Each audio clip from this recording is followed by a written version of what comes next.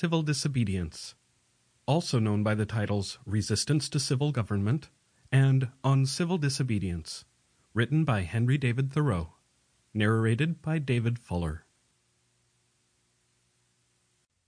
I heartily accept the motto that government is best which governs least, and I should like to see it acted up to more rapidly and systematically.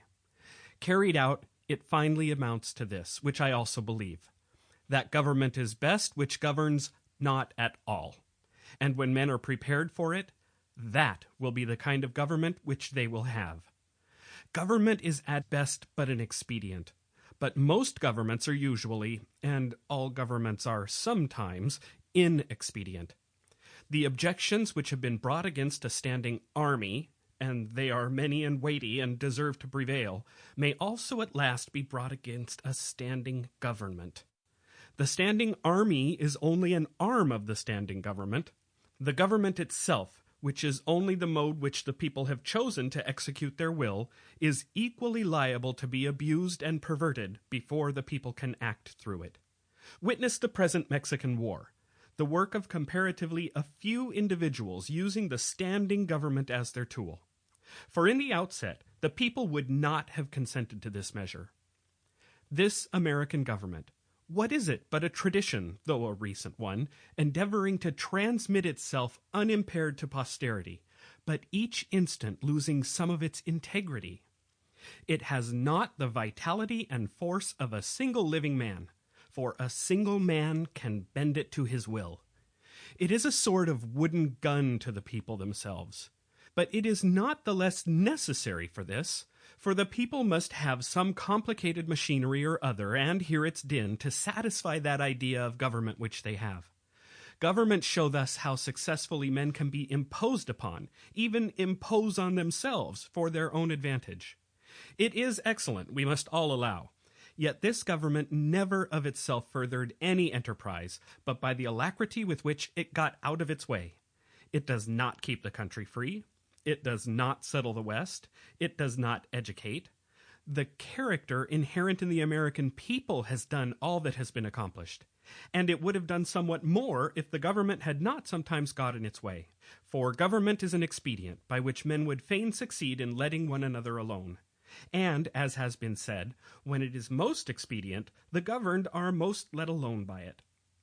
Trade and commerce, if they were not made of India rubber, would never manage to bounce over obstacles which legislators are continually putting in their way.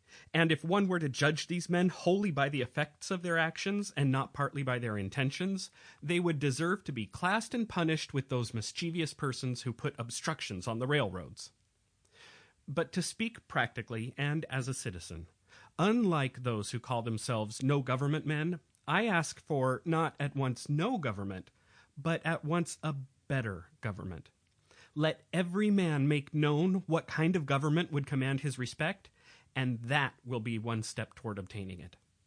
After all, the practical reason why, when the power is once in the hands of the people, a majority are permitted and for a long period continue to rule is not because they are most likely to be in the right, nor because this seems fairest to the minority, but because they are physically the strongest.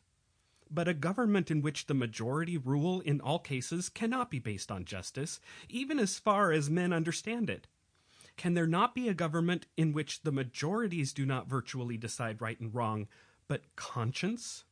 In which majorities decide only those questions to which the rule of expediency is applicable?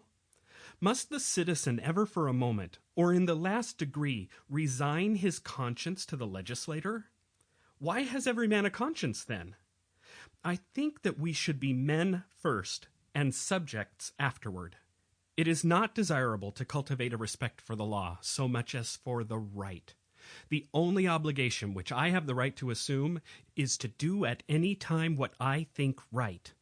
It is truly enough said that a corporation has no conscience, but a corporation of conscientious men is a corporation with a conscience.